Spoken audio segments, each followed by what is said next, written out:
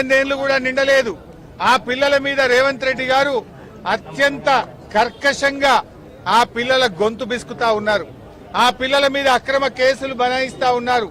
ఆ పిల్లల మీద భౌతిక దాడులకు పాల్పడతా ఉన్నారు. నేను అడుగుతున్నా రేవంత్ రెడ్డి, ఆ పిల్లలేమన్నా టెర్రరిస్టులా? ఆ పిల్లలేమన్నా సంఘ విద్రోహ శక్తులా? ఆ పిల్లలు తమ భవిష్యత్తును నాశనం చేయొద్దని, మా భవిష్యత్తు స్కిల్ యూనివర్సిటీలో కలిపి మీరు చెలగాటమాడొద్దని ఈ ప్రభుత్వంతో పోరాటం చేస్తున్నారు. ఇలా పిల్లలు రాష్ట్ర వ్యాప్తంగా బాధపడతా ఉన్నారు. ముఖ్యంగా ఈ రేవంత్ రెడ్డి విద్యాశాఖ మంత్రిగా ఉండడం మా దౌర్భాగ్యము. రేవంత్ రెడ్డి ఈ మధ్య మాట్లాడుతూ ఇంజనీరింగ్ విద్యార్థులంతా కూడా క్రిమినల్ వేస్ట్ అని మాట్లాడినాడు. అదే విద్యార్థులు ఏమంటున్నారంటే రేవంత్ రెడ్డి రాష్ట్రానికి ముఖ్యమంత్రి కావడం అంతకంటే క్రిమినల్ వేస్ట్ అని ఇలా విద్యార్థులు మాట్లాడుతున్న పరిస్థితి ఉన్నది. రేవంత్ రెడ్డి గారు ఇలా మమ్మల్ని ఎందుకు అరెస్ట్ చేశారు? మేము వరంగల్ పాలిటెక్నిక్ కాలేజీకి వెళ్లి ఆ పిల్లలతో మాట్లాడడం వల్ల మీకు వచ్చిన ఇబ్బంది ఏంది? ఆ పిల్లల బాధలు మేము వినడం వల్ల మీకు వచ్చిన ఇబ్బంది ఏంది? మీకు ఎవరు చెప్పినారు స్కిల్ యూనివర్సిటీలో కల్పని? ఎవరైనా దరఖాస్తు ఇచ్చిందా? అసలు what is skill university? Skill university PPP model, public private participation తో స్కిల్ యూనివర్సిటీ ఏర్పాటు చేస్తున్నారు. స్కిల్ యూనివర్సిటీకి గవర్నమెంట్ తో సంబంధం లేదు. ఇలా రాష్ట్రంలో ఉండే ప్రభుత్వ పాలిటెక్నిక్లను తీసుకుపోయి స్కిల్ యూనివర్సిటీలో కలపడం అంటే ప్రైవేట్ పరం చేయడం. ఆ పిల్లల్ని ఆగం చేస్తున్నావు. ఇలా పాలిటెక్నిక్ పిల్లలు 15,000 ఫీజు కడితే చదువు అయిపోతుంది. రేపు ప్రైవేట్ లో కలిపితే 5,000 సంవత్సరానికి, 3 ఏళ్లకు 15,000. రేపు మీరు స్కిల్ యూనివర్సిటీలో కలిపితే అడ్డగోలుగా ఫీజులు పెంచితే ఆ పిల్లల భవిష్యత్ ఆగం కాదా?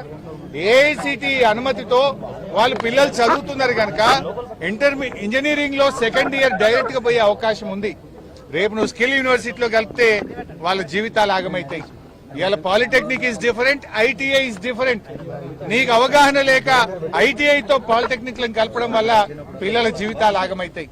ఇవాళ ఒక వరంగల్ పాలిటెక్నిక్ లోనే 10 మంది విద్యార్థులు టీసీ తీసుకున్నారు. ఇవాళ వాళ్ళ తల్లిదండ్రులు పాలిటెక్నిక్ కాలేజీకి వచ్చి వరంగల్లో ఈ రేవంత్ రెడ్డి పుణ్యమాని మా పిల్లల జీవితాలు ఆగమైతున్నాయి, మా పిల్లలు పాలిటెక్నిక్ చదివితే ఎదగాకుండా అయిపోతారని ఒక్క వరంగల్ పాలిటెక్నిక్ లో 10 మంది తల్లిదండ్రులు టీసీ తీసుకొని పిల్లల్ని తీసుకొని ఇంటికి పోయిన పరిస్థితి ఏర్పడ్డది.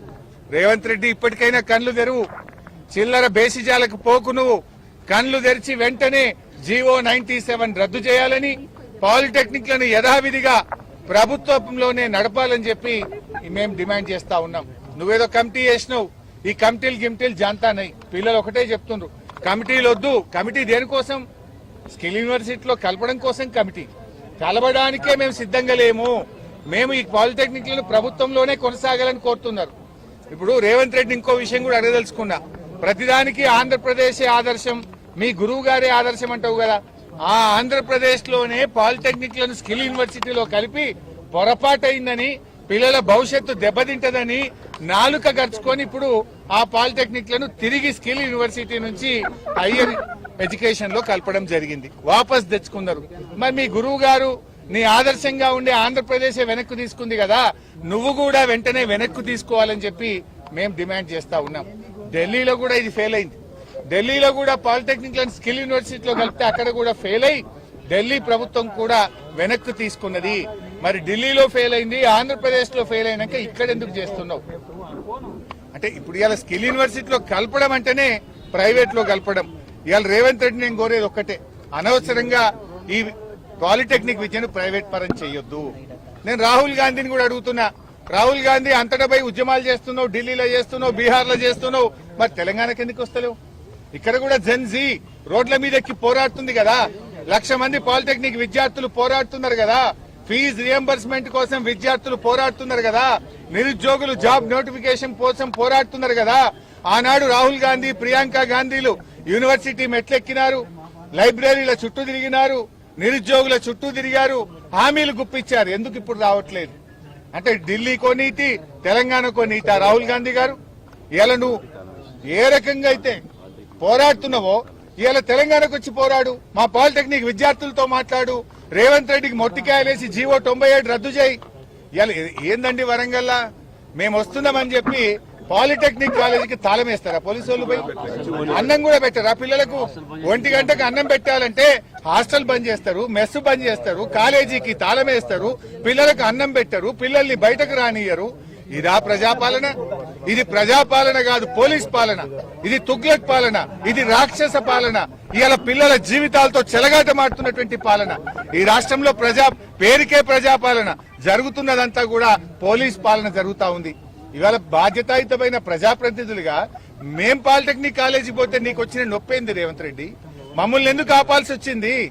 రాహుల్ గాంధీ గారు వెంటనే జోక్యం చేసుకోవాలని, ఈ యువతరం తిరగబడక ముందే, ఢిల్లీ తరహా ఉద్యమాలు జరగక ముందే తక్షణమే రేవంత్ రెడ్డికి చెప్పి జీవో 97ను రద్దు చేయించాలని చెప్పి కూడా మేము డిమాండ్ చేస్తా ఉన్నాం. ముఖ్యంగా ఈరోజు రేవంత్ రెడ్డి పాలనలో ఎక్కడ చూసినా కూడా దాడులే జరుగుతున్నాయి. లగచెర్ల రైతులకు బేడీలేసినారు. ఇదే వరంగల్ జిల్లా మహబూబాబాద్ లో పాలిటెక్నిక్ విద్యార్థి గొంతు బిసికినాడు ఒక సీఐ. ఇప్పటిదాకా సీఐ మీద యాక్షన్ లేదు. ఇప్పటిదాకా సూర్యాపేటలో ఒక పిల్లల మీద లాఠీ చార్జ్ చేసి కొడితే దాని మీద ఇంతవరకు విచారణ లేదు. డీజీపీ గారు ఏం చేస్తున్నారు మీరు అని మేము అడుగుతా ఉన్నాం. ఇవాళ రాష్ట్రంలో విద్యార్థులు రోడ్ల మీద, నిరుద్యోగులు రోడ్ల మీద, ఉద్యోగులు రోడ్ల మీద, రైతులు కూడా రోడ్ల మీదకి వచ్చిన పరిస్థితి వచ్చింది. రైతులకు యూరియా దొరకదు, సాగునీరు అందదు, రైతులకు ఈరోజు కరెంటు రాని పరిస్థితి. ఉద్యోగులకు ఈ కాంగ్రెస్ ప్రభుత్వం ఇచ్చిన అన్ని హామీలను తుంగలో దొక్కింది. 6 డిఏలు పెండింగ్ లో ఉన్నాయి, పీఆర్సీ పెండింగ్ లో ఉంది, health insurance scheme utter flop అయిపోయింది. ఇవాళ సిపిఎస్ ఉద్యోగులను ఓపీఎస్ ఉద్యోగులుగా మారుస్తామన్న మాట విషయంలో కూడా కాంగ్రెస్ పార్టీ ఫెయిల్ అయిపోయింది. తక్షణమే కాంగ్రెస్ పార్టీ ఉద్యోగులకు ఇచ్చిన హామీలను అమలు చేయాలని, ఉద్యోగులతో చర్చలు జరపాలని, వెంటనే పీఆర్సీని ప్రకటించి అమలు చేయాలని చెప్పి కూడా బీఆర్ఎస్ పార్టీ డిమాండ్ చేస్తుంది. నాడు 73% ఫిట్మెంట్ ఇచ్చారు. కేసీఆర్ గారు ఉద్యోగుల కోసం ఆ రోజుల్లో మన తెలంగాణ ఉద్యమంలో పాల్గొన్నారని ఒక ప్రత్యేకమైన ఇంక్రిమెంట్ కూడా ఆనాడు కేసీఆర్ గారు ఇచ్చారు. రేవంత్ రెడ్డి 3 ఏళ్ల పాలనలో ఉద్యోగులకు చేసింది ఏం లేదు, గుండు సున్నా తప్ప. ఇంకా డిఏలు పెరిగినాయి, బకాయిలు పెరిగినాయి. రిటైర్డ్ ఉద్యోగులకు ఈ రోజు బకాయిలు రానటువంటి పరిస్థితి ఏర్పడతా ఉంది. అందువల్ల మేము ఈ పాలిటెక్నిక్ విషయంలో డెఫినెట్ గా వారికి న్యాయం జరిగేదాకా బీఆర్ఎస్ వారికి అండగా ఉంటది. ఇవాళ పాలిటెక్నిక్ విద్యార్థుల పట్ల ప్రభుత్వం కర్కశంగా వ్యవహరిస్తా ఉంది. దానికి తగిన మూల్యం చెల్లించాల్సి వస్తుందని హెచ్చరిస్తూ రాహుల్ గాంధీ గారు వెంటనే జోక్యం చేసుకోవాలని, ఇక్కడికి రండి, మీరు ఈ విద్యార్థులతో మాట్లాడండి. ఆనాడు నిరుద్యోగులకు ఇచ్చిన హామీలు ఏమైందో ఒకసారి రివ్యూ చేయాలని కోరుతా ఉన్నాం. లేదంటే వేలాది మంది పాలిటెక్నిక్ విద్యార్థులు ఢిల్లీ కదం దొక్కుతారు, ఏఐసిసి కార్యాలయాన్ని ముట్టడిస్తారు అని చెప్పి కూడా ఈ సందర్భంగా హెచ్చరిస్తా ఉన్నాం. రేపు 7వ తేదీ నుంచి అసెంబ్లీ సమావేశాలు స్టార్ట్ అవుతున్నాయి. ఎన్ని రోజులు ఆపుతావు? అటు పిల్లల్ని గోసబెడుతున్నావు అన్నం పెట్టకుండా, ఇవాళ మమ్మల్ని గోసబెడుతున్నావు నువ్వు. ఏంది అరెస్టులు? అంటే ప్రజాస్వామ్యంలో ప్రతిపక్షానికి ప్రశ్నించే హక్కు ఉండదా? ఇలా ప్రశ్నిస్తే ప్రతిపక్షం గొంతు నొక్కుతా ఉన్నావు, ప్రతిపక్షాల మీద అక్రమ కేసులు పెడతా ఉన్నావు.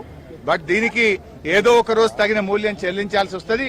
ప్రజలు తిరగబడతారు, జాగ్రత్త అని చెప్పి కూడా హెచ్చరిస్తా ఉన్నాం.